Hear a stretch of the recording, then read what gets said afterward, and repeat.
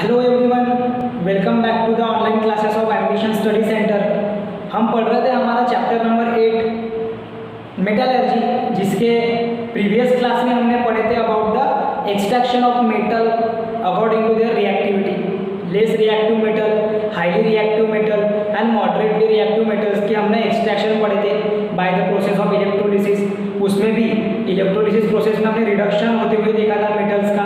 Reduction process होने के साथ साथ वहाँ पर हमें मेटल फॉर्म हो रहा था, बट वो जो मेटल हमें मिल रहा था स्टूडेंट्स, वो उतने प्रॉपर प्योर फॉर्म में नहीं हो रहा था, उसमें कुछ ना कुछ इम्प्योरिटीज प्रेजेंट रहती थी। तो उन इम्प्योरिटीज को जो उस मेटल में प्रेजेंट है, उस इम्प्योरिटीज को दूर करने के लिए या उन इम्प्योरिटीज को सेपरेट आउट करने के लिए जो प्रोसेस अप्लाई की जाती है, उस प्रोसेस को कहा जाता है रिफाइनिंग, जो कि आज का हमारा पहला टॉपिक है। Refining means what? The process by which the metal can be purified is called as a refining of metal. उसे कहा जाता है रिफाइनिंग ऑफ मेटल। लाइक हम देखेंगे, अगर डेफिनेशन है प्रॉपर तो देखो, the process of purifying impure metal is called as a refining of metals. मतलब ऐसी प्रोसेस जिसमें हम मेटल्स को प्यूरिफाई करते हैं एकदम प्योर स्टेट में, मतलब कि वो जो मेटल है जब वो रिडक्शन होके उसका जो ऑक्साइड ओवर है, बॉक्साइट ओवर वगैरह है, तो जो ओवर्स का रिडक्शन होके जो मेटल हमें मिलता है वो प्रॉपरली प्योर फॉर्म में नहीं रहता, उसमें कुछ ना कुछ इम्प्योरिटीज प्रेजेंट होती है, तो उसकी मेटेलिक प्रॉपर्टी प्रॉपर नहीं रहती, उसका मेल्टिंग पॉइंट, बॉइलिंग पॉइंट पे उसकी असर होता है। तो वो सारी चीज़ों को कम करने के लिए उसको और प्योर करना काफ़ी ज़रूरी होता है। तो वो जो प्रोसेस है जिससे कि हम मेटल को प्योर फॉर्म में लाते हैं, उस प्रोसेस को बोला जाता है रिफाइनिंग ऑफ मेटल। रिफाइनिंग का मीनिंग ही होता है कि प्योर करना, उसको फिर से नया बना देना एकदम। The process of purifying impure metal, ध्यान दो, the process of purifying impure metal is called as refining of metals. उसे कहा जाता है refining of metals. Refining of metal में जो ज़्यादातर मतलब वाइडली यूज किए जाने वाली टेक्निक है वो है इलेक्ट्रोलाइटिक रिफाइनिंग। कौन सी रिफाइनिंग है वो?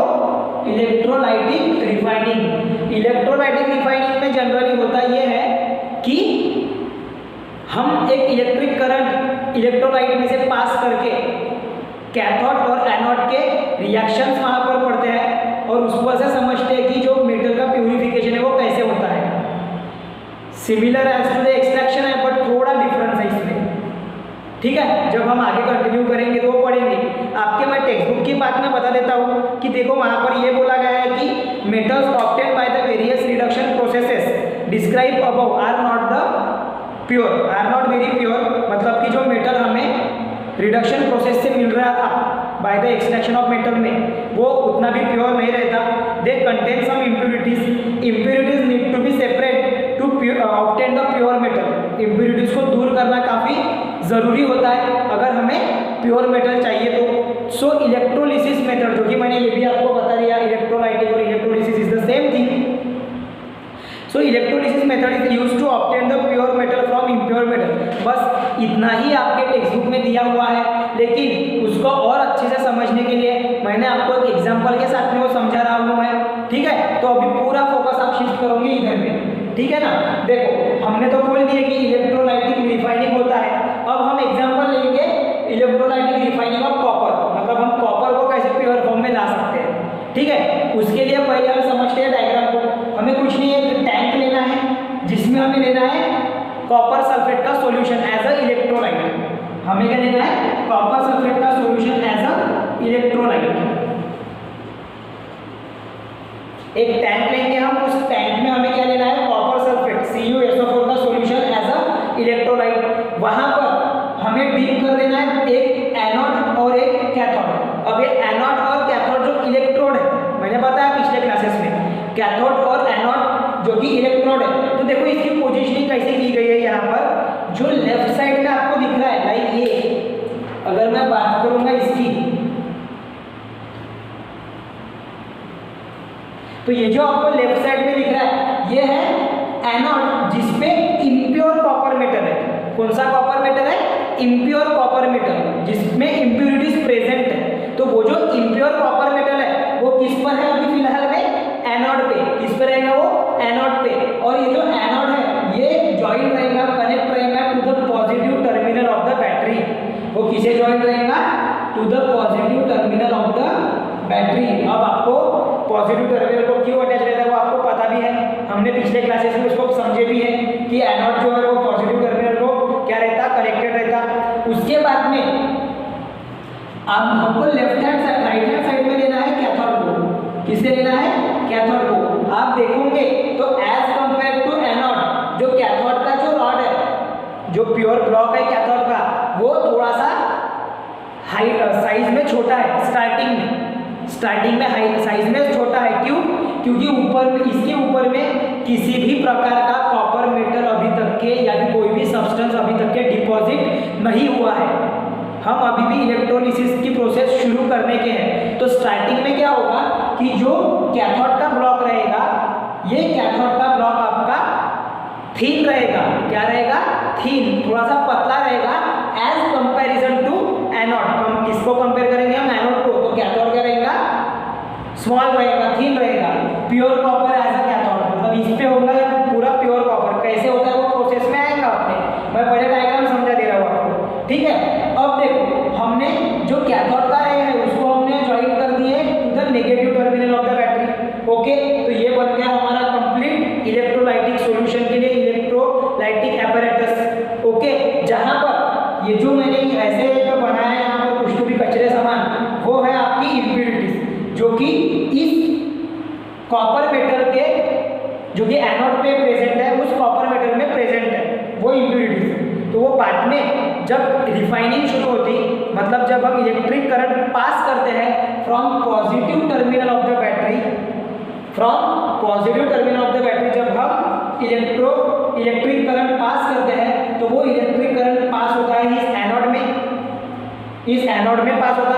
अब इलेक्ट्रिक करंट पास होने के कारण जो पॉजिटिव आयंस है कॉपर के, क्या बोल रहा हूँ, जो पॉजिटिव आयंस है कॉपर के, वो इस एनोड पर से क्या हो जाएंगे?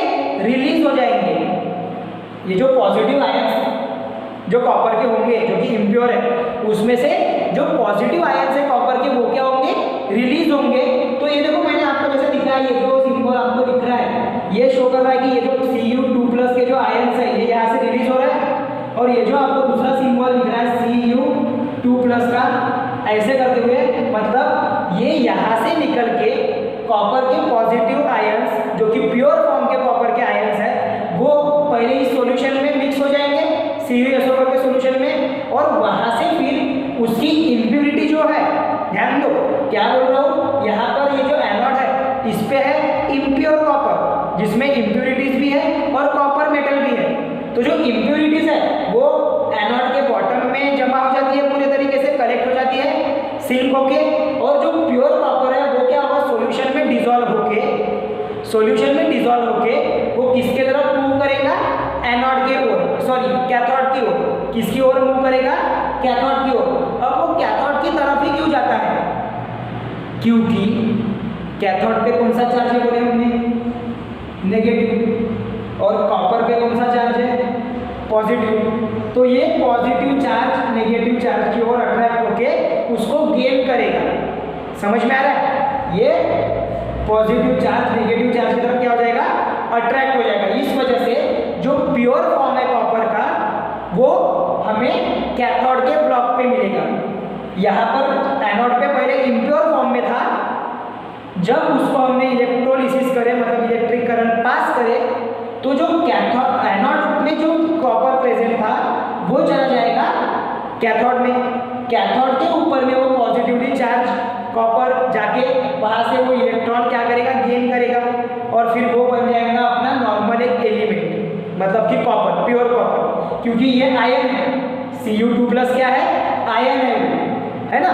Cu2+ क्या है? आयन, जिसने अपने 2 इलेक्ट्रॉन क्या किया था? लूज किया था। जब उसने आयन बनाया तब उसने अपने 2 इलेक्ट्रॉन क्या किया था? कॉपर में लूज किया था, इस वजह से वो ये बन गया था। ऐसे समझ में आ रहा है क्या? जब कॉपर अपने 2 इलेक्ट्रॉन लूज करता है तो Cu2+ चार्ज उस पे आ जाता है, लेकिन यहाँ पर प्रोसेस क्या हुई है? अपोजिट उसके, मतलब कि Cu2+ 2 इलेक्ट्रॉन को एक्सेप्ट कर रहा है तो वो अपने फिर से ओरिजिनल न्यूट्रल फॉर्म में आ जाएंगे, मतलब उसमें कोई भी इलेक्ट्रॉन अभी कम नहीं रहेंगे। ठीक है, तो ऐसे बन जाता है वो कैथोड के ऊपर में रिएक्शन। ऐसी रिएक्शन किसके ऊपर में होती है? कैथोड में। वही हम बात करेंगे एनोड पे। तो एनोड पे अभी SO4 वगैरह ज्वाइन नहीं होगा, वहां पर एक्चुअली में जो एनोड है, एनोड पे पहले भी क्या था? कॉपर ही था, कॉपर के ही आयन थे, लेकिन कॉपर के जो आयन थे वो इम्प्योर फॉर्म में थे। तो वहां पर एनोड में रिएक्शन क्या होगी?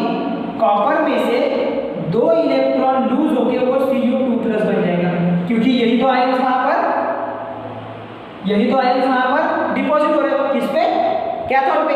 समझ में आया? तो एनोड की रिएक्शन क्या होगी कि कॉपर में से 2 इलेक्ट्रॉन लूज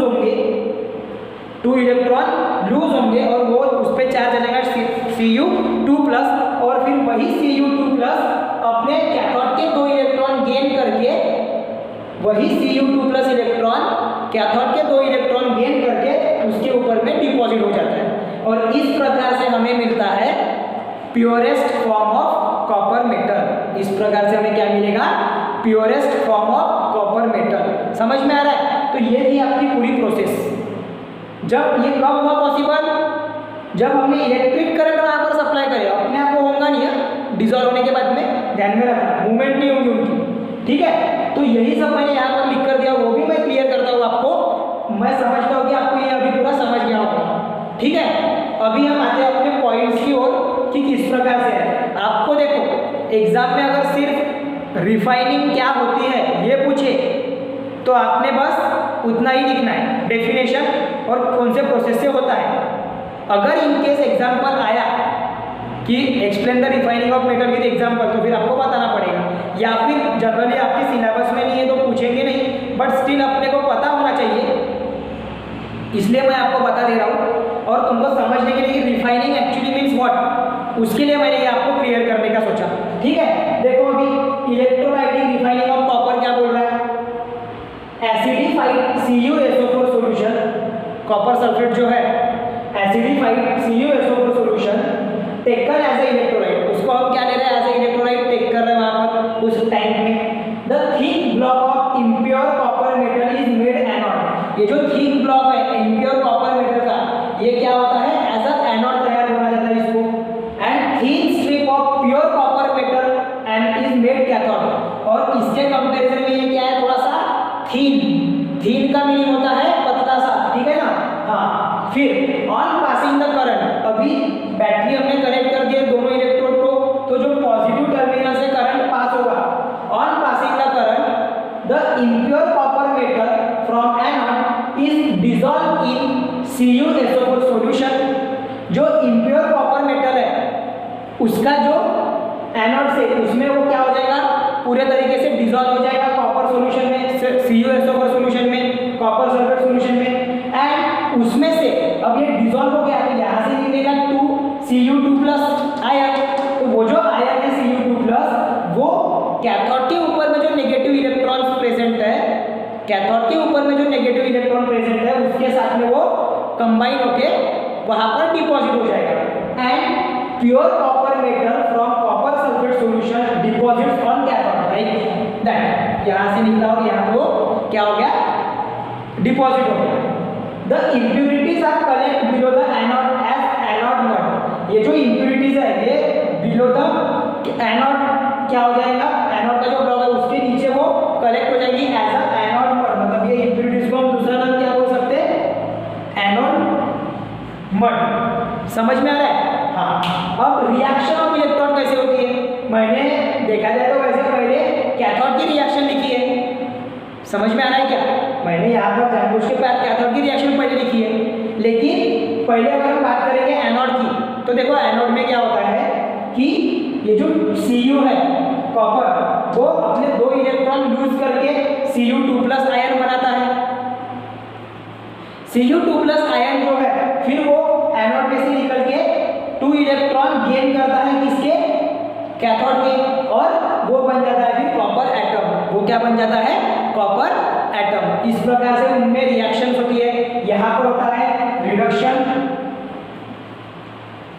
एक्चुअली यहाँ पर भी है रिडक्शन, मतलब एक तरह से समझा रहा हूँ कि अगर इलेक्ट्रॉन लूज अपना एक्सेप्ट हो तो रिडक्शन होता है, लेकिन रिडक्शन प्रोसेस हमने पहले ही पढ़े।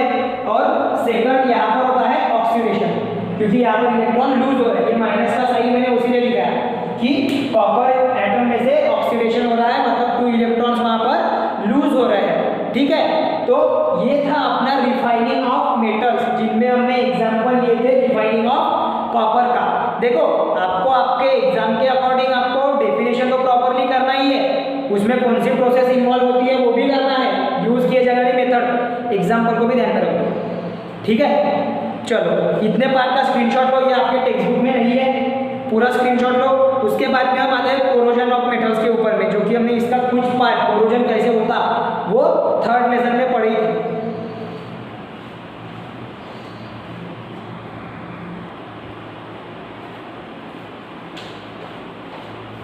Now we will see about the corrosion of metals।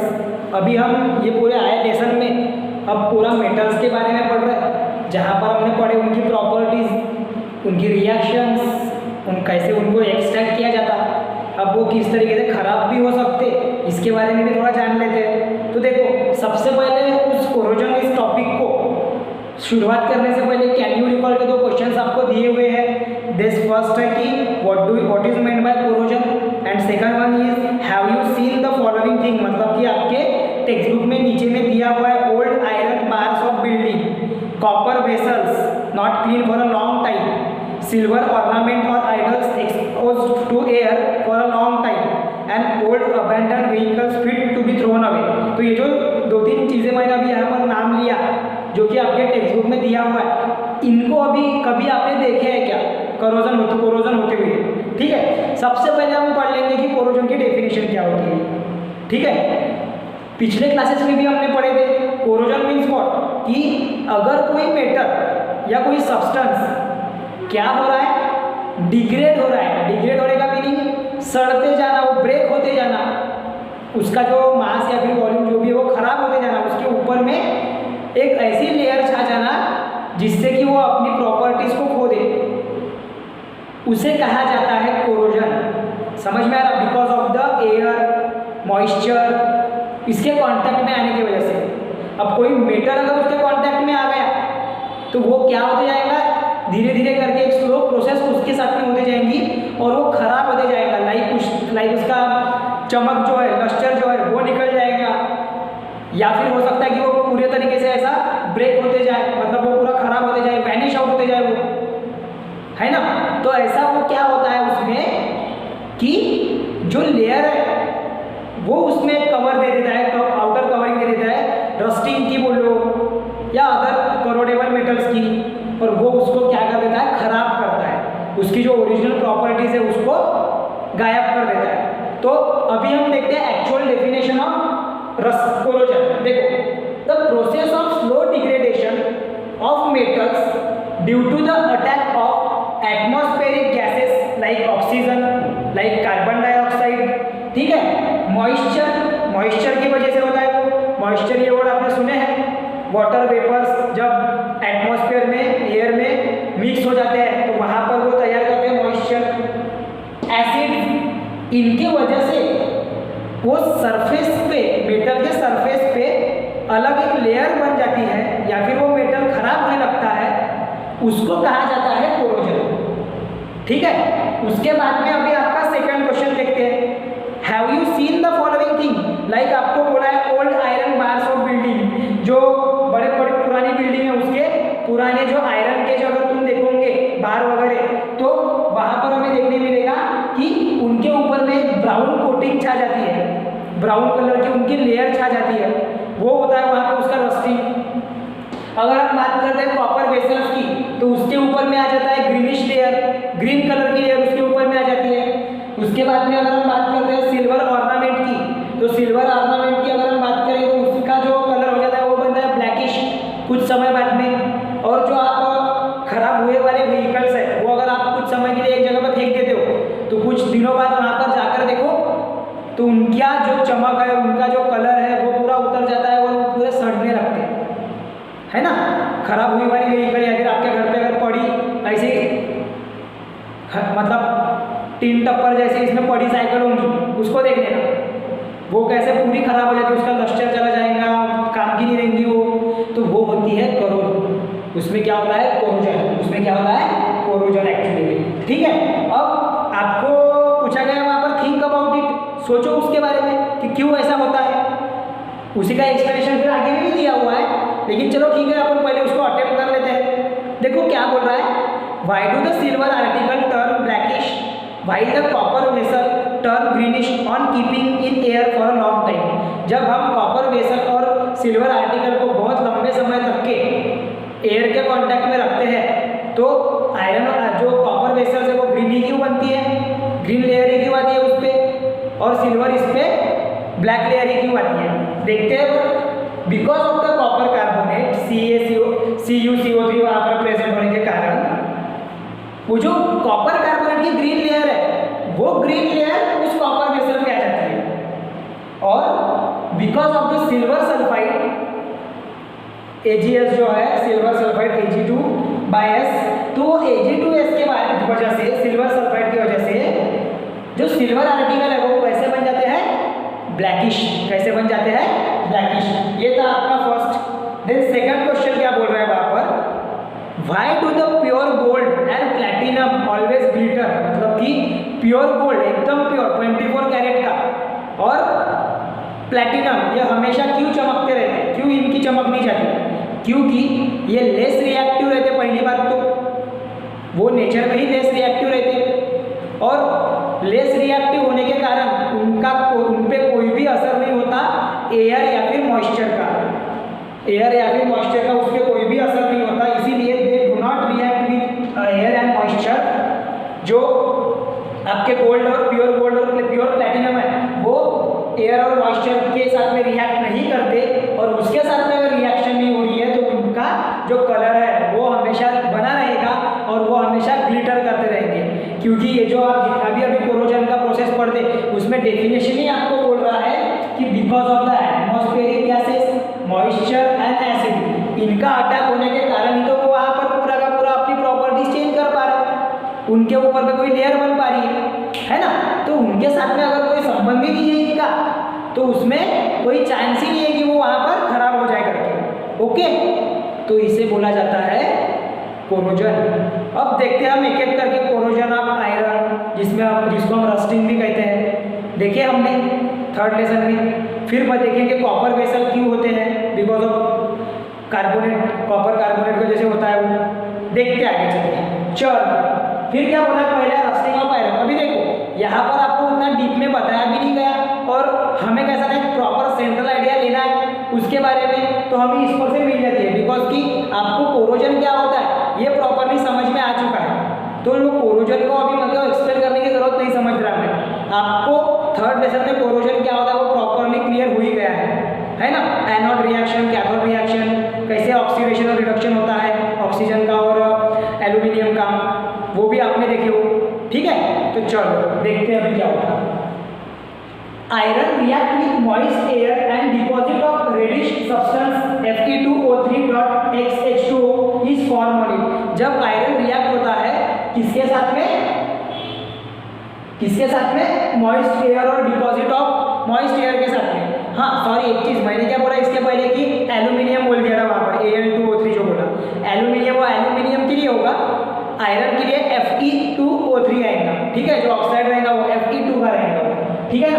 हाँ, so iron react with moist air and वो जब वो मॉइस्ट एयर के साथ में रिएक्ट होता है आयरन, तो वहां पर किसका डिपॉजिट बन जाता है, रेडिश कलर के सब्सटेंस का, लाल ब्राउनिश कलर की लेयर उस पर आ जाती है, जिसको हम कहते हैं रस्ट। उसको हम क्या कहते हैं, रस्ट। और रस्टिंग होने के लिए, आयरन की रस्टिंग होने के लिए presence of air and presence of water is very essential और वेरी नेसेसरी। क्यों नेसेसरी है, क्योंकि अगर वो कांटेक्ट ही नहीं हो रहा एयर और वाटर का तो आयरन रस्ट नहीं होता। ध्यान में रखना, अगर ये क्लियर नहीं हो रहा होगा तो आपको आपके टेक्स्ट बुक का थर्ड लेसन जिसका लास्ट पार्ट आपको निकालना है, वहाँ पर 4 टेस्ट ट्यूब दी हुई है। उन 4 टेस्ट ट्यूब में आपको बताया गया है कि कैसे रस्टिंग ऑफ आयरन ऑकर होता है एक आयरन नेल के हिसाब से। तो तो वो एक बार पढ़ लेना अच्छे से, जो अच्छे बच्चे हैं जिनको सच में कवर करना है ये टॉपिक वो पढ़ के रखेंगे तो पूरा कॉन्सेप्ट क्लियर हो जाएगा उनका। फिर आता है कोरोजन ऑफ कॉपर के ऊपर में। अब कोरोजन ऑफ कॉपर क्या है, देखो CO2 gas in moist air react with the surface of the copper vessel. जो हमारे एयर में वगैरह कार्बन डाइऑक्साइड गैस प्रेजेंट है, उस कार्बन डाइऑक्साइड गैस की वजह से कॉपर के साथ में वो कांटेक्ट में आने के कारण, कॉपर वेसल के कांटेक्ट में आने के कारण उसके ऊपर में वो एक ग्रीन कलर की जो लेयर है वो वहाँ पर वो रिएक्ट होता है। पर्सनली पहले जो कार्बन डाइऑक्साइड गैस है वो मॉइस्ट एयर में वो रिएक्ट होता है surface of the copper vessel. अब जब उनकी रिएक्शन होगी कॉपर वेसल और कार्बन डाइऑक्साइड गैस की, तो वहाँ पर क्या होता है कि कॉपर अपना लस्टर खो देता है, मतलब कि अपनी चमक खो देता है। चमक खो दिया तो उस वजह से उसके ऊपर में आता है ग्रीनिश लेयर ऑफ CuCO3, मतलब कि कॉपर कार्बोनेट, जो मैंने यहाँ पर लिखा है। उसके ऊपर में किसकी लेयर छा जाती है, greenish layer of copper carbonate. और वही लेयर हमें देखने मिलती है कॉपर वेसल के ऊपर में, जिसको हम कहते हैं पैटिनेशन ऑफ कॉपर। दूसरा नाम क्या है उसका, पैटिनेशन ऑफ कॉपर। नहीं तो पता चलेगा कि यहाँ पर भी आप लिख रहे हो रस्टिंग ऑफ कॉपर, तो वो नहीं, आपको यहाँ पर लिखना है पैटिनेशन ऑफ कॉपर या फिर कोरोजन ऑफ कॉपर भी लिखे तो कोई प्रॉब्लम नहीं है। ओके चलो देखो, अभी आपको कॉपर का हो गया, आयरन का हो गया, अभी आगे आना है सिल्वर के ऊपर में। तो सिल्वर क्या बोलता है, देखो ऑन एक्सपोजर टू एयर। अब एक्सपोजर का मीनिंग होता है कि उसके कांटेक्ट में आना, ठीक है ना। सो जब एयर के साथ में कांटेक्ट होता है सिल्वर का, silver article turn blackish. Silver article कौन से कलर में टर्न हो जाते हैं, ब्लैक कलर में, ब्लैकिश में आ जाते हैं वो थोड़े से, because of the layer of the silver sulphide Ag2S। किसके लेयर की वजह से, Ag2S, जो कि सिल्वर सल्फाइड को शो करता है। उस सिल्वर सल्फाइड की लेयर है एक्चुअली में, जो कि उस सिल्वर आर्टिकल पे छा जाती है, और इस वजह से वो जो सिल्वर आर्टिकल है वो हमें ब्लैकिश दिखाई पड़ता है। और ये क्यों होता है, because of the reaction of silver sulphide with air. Okay, then by oxidation of aluminium. Aluminium का कैसा देखो होता है कि ऑक्सीडेशन होता है एल्यूमिनियम का एयर के प्रेजेंस में। So thin layer of aluminium oxide is form on it. वहाँ पर थिन लेयर, एक पतली सी लेयर किसकी, एल्यूमिनियम ऑक्साइड की तैयार होती है। तो वहाँ पर एल्यूमिनियम का भी कोरोजन होता है। और एक खास चीज़ ऐसी है कि एल्यूमिनियम सभी मेटल्स में, मतलब देखा जाए इन सभी मेटल्स में, तो सबसे कम रिएक्ट होता है, इसीलिए उसका कोरोजन भी सबसे कम होता है। ठीक है, सबसे कम रिएक्ट इन द सेंस कि कोरोजन ज़्यादा नहीं है, वो रेजिस्ट करता कोरोजन को। ठीक है, उसके बाद में अभी हमें पढ़ना है प्रिवेंशन ऑफ कोरोजन। यहाँ पर मैंने कुछ बेसिक चीज़ें दिखाई कोरोजन की, और भी वेरियस मेथड है, लाइक गैल्वेनाइजेशन, उसके बाद में टिनिंग, उसके बाद में एनोडाइजेशन, है ना। देन आफ्टर फोर्थ हमें पढ़ना है इलेक्ट्रोप्लेटिंग, और फिफ्थ हमें पढ़ना है एलोइंग। तो ऐसे 5 और मेथड है, उनको हम एक एक करके पढ़ेंगे। मैंने यहाँ पर कुछ मेथड लिख कर दिया हूँ जो कि बेसिक है आयरन वगैरह को रस्ट से बचाने के लिए। तो पहला है बाय पेंटिंग। हमें क्या कर देना है, आयरन जो मटेरियल है, आयरन के लेयर में हमको पेंट की एक लेयर लगा देना है। तो कुछ समय के लिए हम उसका जो रस्टिंग है वो रोक सकते हैं, परमानेंटली नहीं रोक सकते। जैसे ही वो पेंटिंग जो पेंट है उसकी लेयर हट गई कुछ समय बाद, तो वो आयरन फिर से रस्ट होना चालू हो जाएगा। Then second, to stop the contact with air and moisture. दूसरी चीज़ ये है कि एयर या फिर मॉइस्चर के कॉन्टैक्ट में मत आने दो आयरन को, तो वो अपने आप रह जाएगा प्रॉपर इसमें। ठीक है, उसके बाद में apply the thin layer of grease और ऑयल। अगर हमने कोई मटेरियल पे थिन लेयर ऑफ ऑयल या फिर ग्रीस लगा दिए तो वो रेजिस्ट करते हैं कॉन्टैक्ट एयर और मॉइस्चर वाटर का। इस वजह से वो जो मटेरियल है वो भी प्रॉपर इसमें रह सकता है। इसीलिए जो आपके जो ग्रिल्स वगैरह रहते हैं आपके, वो जनरली उसके ऊपर में ग्रीस की लेयर लगी हुई रहती है, जो ग्रिल्स रहेंगे। ठीक है ना। हाँ, उसके बाद में ये हो गया आपका पूरा कोरोजन का पार्ट। अभी हम पढ़ेंगे various method for preventing the corrosion, putting a layer of non corrodible metal on a corrodible metal. मतलब जो कोरोड हुए वाला, मतलब कि जो करोजन हुए वाला मेटल है उसके ऊपर में हमें नॉन करोजेबल मेटल की लेयर रख के उसको कैसे हम कोरोजन को प्रिवेंट कर सकते हैं, ये प्रोसेस पढ़ना है, लाइक गैल्वेनाइजेशन वगैरह जैसी। ठीक है, बड़ी ही सिंपल और आसान प्रोसेसेस है। उसके पहले यूज योर ब्रेन पावर बोला गया है। क्वेश्चन क्या बोल रहा है वो समझा देता हूँ। Can we permanently prevent the rusting of iron article by applying a layer of paint on its surface. जो आपको बोल रहा है वहाँ पर कि अगर हमने उसके सरफेस पे अगर पेंट की अगर लेयर बना दी तो क्या वो परमानेंटली क्योर हो जाएगा क्या? तो उसका आंसर उसके नीचे में ही दिया हुआ है। We can not protect the iron permanently from rusting by painting them. The method of painting is suitable for a short time. बहुत ही कम समय के लिए वो सुटेबल है। If there is a scratch on the paint on the surface of the article and if a small surface of the metal come in the contact with air the process of rusting start below the layer of the paint. अगर हल्के सी भी अगर वहाँ की जो layer है paint की वो अगर वहाँ पर अगर गायब हो गई तो जो एयर के कॉन्टैक्ट में वो आयरन आ जाता है, और जैसे ही वो एयर के कॉन्टैक्ट में आ गया कि फिर से उसमें रस्टिंग ऑफ आयरन शुरू हो जाएगा। ठीक है, तो यूज योर ब्रेन पावर का आंसर उसके नीचे में ही दिया हुआ है, कहीं पर आपको भटकने की जरूरत नहीं है।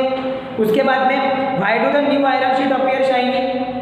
जो न्यू आयरन शीट है वो अब क्यों शाइनी दिखती है? बिकॉज ऑफ कि उसके ऊपर में वही पेंटिंग बोलो या फिर जो गैल्वेनाइजेशन की वगैरह जो प्रोसेस है वो की जाती है, एक नॉन करोडेबल लेयर उस पर चढ़ाई जाती है, इस वजह से भी वो शाइनी अपीयर करते हैं। ओके, तो पहले इतने पार्ट का स्क्रीनशॉट लो, उसके बाद में हम पढ़ते हैं, एक एक प्रोसेस पढ़ते हैं।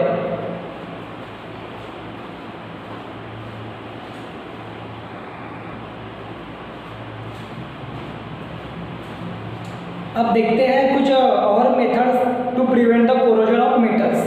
देखते हैं, पहले स्टार्ट करते हैं गैल्वेनाइजिंग के साथ में। गैल्वेनाइजिंग क्या है? देखो, a thin layer of zinc is applied to prevent corrosion of iron and steel।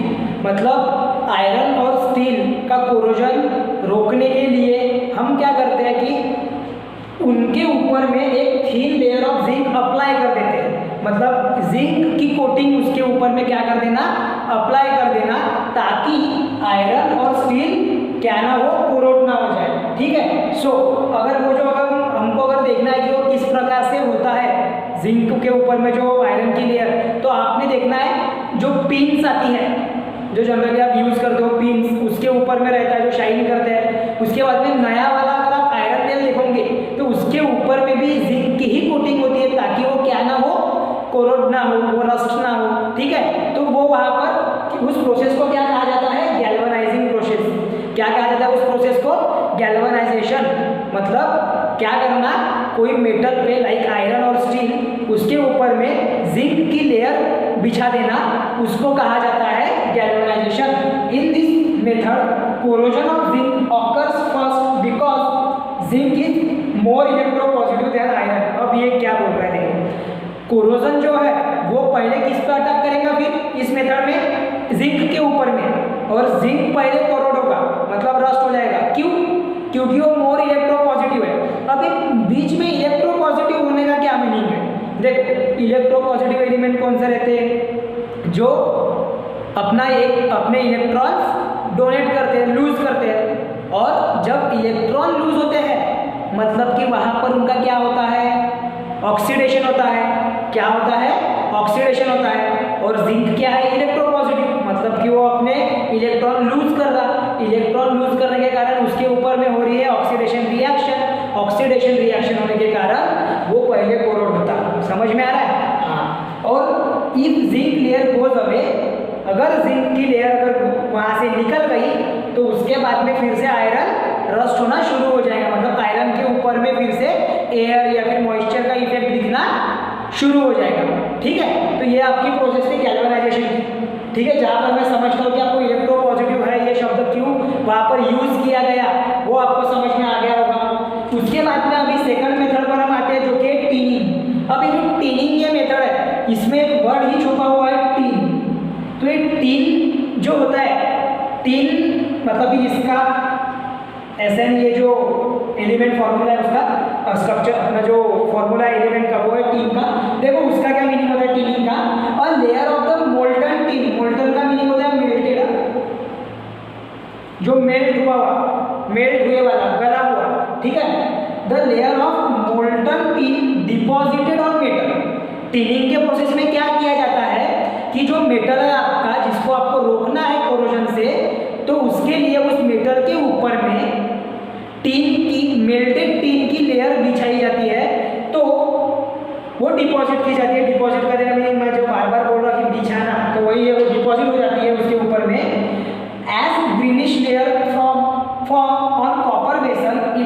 B poisonous. अब देखो क्यों हम टिनिंग करते हैं। टिनिंग के लिए एक और वर्ड है जो कि है कलई बोलते हैं उसको, अगर आपने कभी सुना होगा तो। कलई करके एक मतलब रहता, जिसका नाम है टिनिंग के प्रोसेस को कलई भी कहा जाता है, जिससे कि वो टिनिंग जो है मतलब वो करोड नहीं होता। ठीक है, हाँ। As greenish layer form on a copper vessel, जैसे कि हमको पता है कि कॉपर वेसल में जब वो ऑक्सीजन के साथ में बोलो या जैसे भी CO2 के वगैरह साथ में रिएक्ट होता है तो वहाँ पर ग्रीन लेयर छा जाती है कैल्शियम कार्बोनेट कॉपर कार्बोनेट की ग्रीन लेयर वहाँ पर छा जाती है। तो वो जो ग्रीन लेयर है वो हो सकता है कि पॉइजनस भी हो, जहरीली भी हो सकती है। सो अगर हम वैसे यूटेंसिल्स को यूज करते हैं जो कि कॉपर के, जो कि क्या हुए वाले हैं, करोड हुए वाले हैं, कोरोजन हुआ है उनको, है ना, तो वो खराब हो सकते हैं। उसमें रखे गए जो पदार्थ है वो क्या हो सकते हैं, खराब भी हो सकते हैं। सो उसको रोकने के लिए, ताकि वो खराब ना हो, हम क्या करते हैं, टिनिंग करते हैं। क्या करते हैं, tinning, to avoid such a damage. Tinning करना मीन्स टिन इस मेटल का मोल्टेड फॉर्म, मतलब कि मेल्टेड फॉर्म उसका डिपॉजिट करना मेटल पर, ठीक है, किसी दूसरे मेटल पर। उसके बाद में हम आते हैं अभी एनोडाइजेशन पर। एनोडाइजेशन मतलब कि वहाँ पर एनोड की एक लेयर तैयार कर देना एल्यूमिनियम और कॉपर का यूज करके, ठीक है, उसे कहा जाता है एनोडाइजेशन। देखो क्या बोलता है, copper and aluminium are coated with the thin layer of their oxide by the electrolysis. हम क्या करना है, हमने इलेक्ट्रोलिसिस करके जब हम कॉपर और एल्यूमिनियम के ऑक्साइड फॉर्म करेंगे और उन ऑक्साइड का जो लेयर है, वो जो कोटेड लेयर है, वो हम क्या कर देते हैं, कोई मेटल पे लगा देते हैं, तो उसे कहा जाता है anodisation. Oxide layer is strong, जो ऑक्साइड लेयर उस पर तैयार होती है एल्यूमिनियम और कॉपर की, वो बहुत ही स्ट्रॉन्ग रहती है। वो स्ट्रॉन्ग रहने के साथ साथ वो यूनिफॉर्म होने के कारण वो पूरे एरिया में उतने उस मेटल के कंप्लीटली वो फैल जाती है। So it is useful to prevent the corrosion of surface. तो वो काफी मददगार साबित होती है, किसके लिए, कोरोजन रोकने के लिए कोई भी सरफेस का। अब वो प्रोसेस क्या है, मैंने डायग्राम निकाला हो, आपको वो पढ़कर भी सुनाता हूँ, आपके टेक्स्ट बुक में भी दिया है। उस प्रोसेस में हमको क्या करना है, एग्जांपल के तौर पे एक एल्यूमिनियम लेना है जिसको हमें एनोडाइज करना है। अब एनोडाइज करते वक्त हमें क्या करना है, एक पतली सी लेयर एल्यूमिनियम ऑक्साइड की उसके ऊपर में तैयार होगी, ठीक है, एल्यूमिनियम के ऊपर में। तो it obstruct the contact of the aluminium with oxygen and water. ये जो एनोड की जो लेयर है जो कि एल्यूमिनियम के ऊपर में छाई हुई है, ये क्या करती है, ऑब्स्ट्रक्ट करेगी, मतलब रोकती है। किसको रोकने का काम करेगी, ऑक्सीजन और वाटर के कांटेक्ट को, ठीक है। सो अगर वाटर के साथ में या फिर ऑक्सीजन के साथ में कांटेक्ट ही नहीं हो रहा है एयर के साथ में, तो ऑक्सीडेशन होने का कोई चांस ही नहीं है वहाँ पर। और उस प्रोसेस को क्या कहा जाता है, एनोडाइजेशन। उस प्रोसेस को कहा जाता है एनोडाइजेशन, ओके। उसके बाद में हाँ, एनोडाइजेशन की डायग्राम और उसके प्रोसेस की डेफिनेशन लिखकर रखना, लर्न करने के लिए प्रॉपरली उसको लर्न करके रखो, काम में आएंगी। देन इतने पार्ट का स्क्रीनशॉट ले लो, फिर बढ़ता है इलेक्ट्रोप्लेटिंग और अलॉइंग की ओर। बस यही है हमारे दो लास्ट टॉपिक है।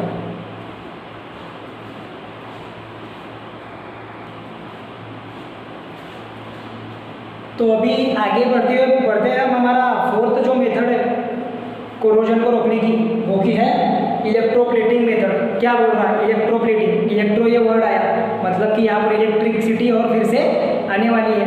तो जो लेस रिएक्टिव एलिमेंट, ये मेथड की बात कर रहे हैं हम, जो लेस रिएक्टिव एलिमेंट है वो हाईली रिएक्टिव एलिमेंट के ऊपर में उसकी लेयर या फिर उसके साथ में वो क्या हो जाएगा, कोटेड हो जाएगा। मतलब लेस रिएक्टिव मेटल की जो लेयर है वो हाई रिएक्टिव मेटल के लेयर के ऊपर में उसको रखा जाएगा, उसके साथ में उसको कोटिंग की जाएगी या फिर डिपॉजिट किया जाएगा। उसको बोला जाता है इलेक्ट्रोप्लेटिंग। उस प्रोसेस को कहा जाता है electroplating by process of electrolysis, ठीक है। इलेक्ट्रोलिसिस बोलने जा रहा था तो इलेक्ट्रोप्लेसिस हो गया, ठीक है। देखो, in this method less reactive metal coated on the most reactive metal by electrolysis. Electrolysis का यूज करके इलेक्ट्रिसिटी कंडक्ट करा के वहाँ पे क्या किया जाता है कि जो कम रिएक्टिव मेटल है, लाइक सिल्वर हो गया, गोल्ड हो गया, ये कम रिएक्टिव है, तो इनकी लेयर जो हाईली रिएक्टिव मेटल्स है या फिर उनसे ज़्यादा रिएक्टिव मेटल लाइक कॉपर बोल दो या कोई स्टील वगैरह जैसे है, उनके साथ में उसके ऊपर में उसकी लेयर बना देते हैं हम, तो उसको उस प्रोसेस को कहा जाता है इलेक्ट्रोप्लेटिंग। ठीक है, तो उससे क्या होता है कि जो आपके स्पून्स वगैरह जनरली जिसके ऊपर में सिल्वर की कोटिंग होती है जनरल, तो वो क्या होता है कि स्पून वगैरह कोरोजन नहीं कॉज करते, या फिर जो ऑर्नामेंट है कुछ जिसमें किसका मिक्सचर होता है, जिसमें मिक्सचर होता है गोल्ड का वगैरह, गोल्ड की प्लेटिंग होती है उस ऑर्नामेंट पे, तो वो भी क्या नहीं करते, जल्दी से खराब नहीं होते, वो कोरोजन नहीं कॉज करते। ठीक है, उसे कहा जाता है इलेक्ट्रोप्लेटिंग की प्रोसेस। ध्यान में वही रखना है अपने को कि less reactive metal deposit on the most reactive metal by the process of electrolysis. Okay, उसके बाद में उसके लिए जो डायग्राम वगैरह वो आपको दी हुई है आपके टेक्स्ट बुक में, उसकी प्रैक्टिस करते रहना है सभी ने। जो प्रैक्टिस करेगा उनके लिए प्रॉपरली मार्क मिलेंगे, जो डायग्राम की प्रैक्टिस नहीं करेगा उनके -5 पकड़ के चलना पेपर में, क्योंकि डायग्राम आना पक्का है, पूरे पेपर में डायग्राम आना पक्का है। ठीक है, आपको कौन से लेसन पे आती है वो हम नहीं बोल सकते, लेकिन प्रैक्टिस सभी डायग्राम से करना है आपने। अलॉय, अभी लास्ट टॉपिक आपका अलॉय क्या होता है, सबसे पहले वो पता रहना जरूरी है। अलॉय मीन्स क्या होता है, it is a mixture of metal with other metal और non metal. It is a mixture of metal of other metal और non metal in a certain proportion, मतलब एक पर्टिकुलर प्रपोर्शन में, पर्टिकुलर अमाउंट में एक मेटल किसी दूसरे metal का मिक्स कर देना, किसी दो अलग अलग मेटल को या फिर किसी नॉन मेटल और मेटल को मिक्स कर देना एक सर्टन प्रपोर्शन में, उससे जो हम होमोजीनियस मिक्सचर बनाते हैं उसको कहा जाता है अलॉय। उसको क्या कहा जाता है, alloy. Alloy means what, the homogeneous mixture form by mixing the metal with other metal, किसी एक मेटल को किसी दूसरे मेटल के साथ में मिक्स करके और नॉन मेटल के भी साथ में मिक्स कर सकते हैं in a certain proportion, is called as alloy. उसे क्या बोला जाता है, अलॉय। लाइक हम एग्जांपल अगर बोलेंगे ब्रॉन्ज का, तो ब्रॉन्ज जो है उसमें 90% कॉपर मेटल और 10% टीन होता है, तो ये दोनों मिलाकर क्या बनाते हैं, अलॉय बनाते हैं। क्या बनाते हैं, अलॉय बनाते हैं। उसके बाद में हम बात करेंगे स्टेनलेस स्टील की, तो स्टेनलेस स्टील हमारा तैयार होता है 74% आयरन, 18% क्रोमियम और 8% कार्बन से। ठीक है, तो उससे जो स्टेनलेस स्टील बनता है जो कि बिल्कुल भी खराब नहीं होता, और किसके वजह से, एयर या फिर वाटर के वजह से, और वो रस्ट भी नहीं होता है, बिकॉज ऑफ कि वहाँ पर आयरन प्रेजेंट भी है। आयरन प्रेजेंट होने के बावजूद भी वो रस्ट नहीं होता, खराब नहीं होता, क्योंकि उसके जो साथ में कौन कौन आया और साथ ही साथ क्रोमियम और कार्बन। ओके, तो ये होता है अलॉय का काम कि वो रस्टिंग को काफ़ी हद तक के रोकते हैं, ताकि वहाँ पर दो से ज़्यादा मिक्सचर्स होते हैं मेटल्स और नॉन मेटल्स के, जो कि और स्ट्रॉन्ग बन के निकलते हैं और उस वजह से उनका रस्टिंग भी नहीं होता है। ठीक है, आपको डू यू नो में कुछ टॉपिक दिया हुआ है कि when one of the metal is an alloy is mercury, the alloy is called as amalgam. मतलब कि अगर हम मेटल या फिर ऐसा ले रहे हैं जो कि अलॉय है, और जिसमें अगर एक सब्सटेंस तुम्हारा एक मेटल अगर मर्क्यूरी है सपोज, मतलब आप कोई अलॉय बना रहे हैं तो उसमें हमारा मेन सब्सटेंस या फिर कोई एक अलॉय मेटल क्या रहेगा, उस अलॉय में मर्क्यूरी रहेगा, तो वो जो सब्सटेंस जो अलॉय तैयार होगा वो रहेगा अमालगम। उसका नाम क्या रहेगा, अमालगम। ठीक है, जैसे कि सोडियम के साथ में अगर मर्क्यूरी बन रहा है, सोडियम मेटल के साथ में अगर मर्क्यूरी मिक्स हो रहा है, तो उस अलॉय का नाम रहेगा सोडियम अमालगम, जिंक अमालगम। समझ में आ रहा है ना, ऐसा है वो उसका मीनिंग। ठीक है, चलो उसके बाद में कलेक्ट द इंफॉर्मेशन, जो ये टॉपिक है, क्या बोल रहा हूँ, कलेक्ट द इंफॉर्मेशन जो टॉपिक है वो आपके लिए होमवर्क है, और उसी के साथ में बोनस में आप लोग राइट द नेम्स वाली एक्सरसाइज का क्वेश्चन, उसके बाद में make the pairs of the substances and their properties, ये सब आपके लिए बोनस है इस लेसन का, कि आपको करना है अच्छे से पूरा, मतलब प्रैक्टिस पहले पूरे नोट्स की पढ़ के, और उसके बाद में एक्सरसाइज पे जाओ तो इजीली लेसन प्रिपेयर हो जाता है। एक्सरसाइज के साथ ही में टॉपिक्स भी कवर करते चल रहा है, हर टॉपिक आपको एक टेक्स्ट बुक के लेसन में जो आता है वो टॉपिक को कवर करते चलो, तो लेसन इजीली प्रिपेयर हो सकता है। ठीक है, बेस्ड ऑन एक्सरसाइज आपको क्वेश्चन की आइडिया मिलती है कि कैसे क्वेश्चन पूछे जाते हैं, लेकिन अपने को टॉपिक ही कवर करना है, टॉपिक को ही पढ़ते चलना है। ठीक है, तो चलो आज के क्लास में हमने पूरा का पूरा जो various method of preventing corrosion क्या होता ये सब पढ़े, रिफाइनिंग के बारे में पढ़े हमने। मैं समझता हूँ आपको कि सब कुछ समझ में आ गया। आज के लिए इतना ही। अब मिलेंगे नए क्लास में एक नए लेसन के साथ में, ठीक है।